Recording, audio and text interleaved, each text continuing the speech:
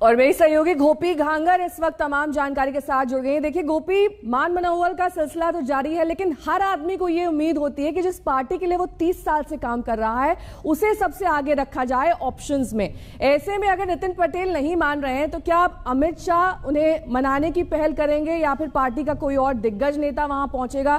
क्या खबरें आ रही हैं? देखिए, बीजेपी के लिए ये कहा जाता है कि नितिन पटेल ने जिस तरीके से कल एक बयान दिया था, हालांकि बीजेपी के लिए ये कहा जाता है कि यहाँ पे जो डिसीजन लिया जाता है पार्टी की ओर से उसे हर किसी को मानना रहता है।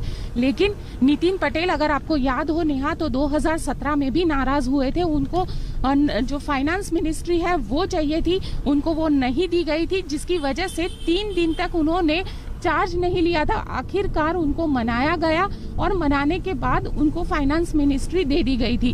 कल शाम को जब वो मेहसाना पहुंचे तो मेहसाना में भी उनका जो बयान आया है वो काफी दिलचस्प है।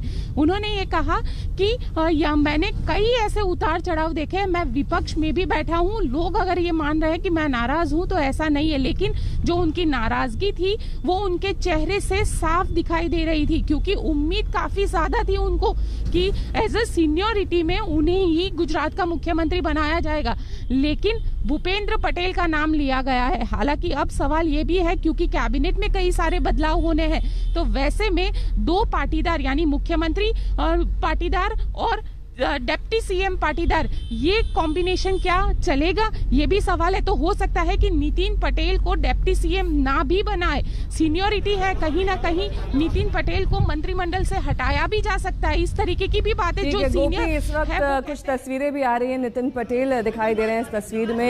ये वही नितिन पटेल है जिनका ये कहना है कल मेहसाणा की एक सभा में कि मैं पार्टी के लिए 30 साल से काम कर रहा हूँ, मुझे सत्ता का मोह नहीं है। लेकिन अगर सत्ता का मोह नहीं होता तो भूपेंद्र पटेल उनके घर क्यों पहुंचते उन्हें मनाने के लिए? जाहिर तौर पर यहां पर नाराजगी नितिन पटेल की है कि उन्हें क्यों नहीं कमान दी गई सीएम पद की। सुबह से ही लोगों के आने का सिलसिला उनके घर पर जारी है, लेकिन अब देखना दिलचस्प होगा कि किस तरीके से उनका पोर्टफोलियो दिया जाता है, उन्हें मंत्रिमंडल में कैसे शामिल किया जाता है कि नाराजगी दूर हो सके। हालांकि आज 2:30 बजे शपथ ग्रहण समारोह होना है। भूपेंद्र पटेल बतौर सीएम गुजरात होंगे।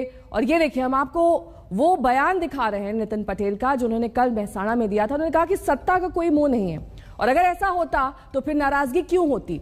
ये सवाल बार बार उठ रहा है। पार्टी के सुख से वो सुखी होते हैं और पार्टी के दुख से दुखी, ये तमाम बातें नितिन पटेल की ओर से कही गई।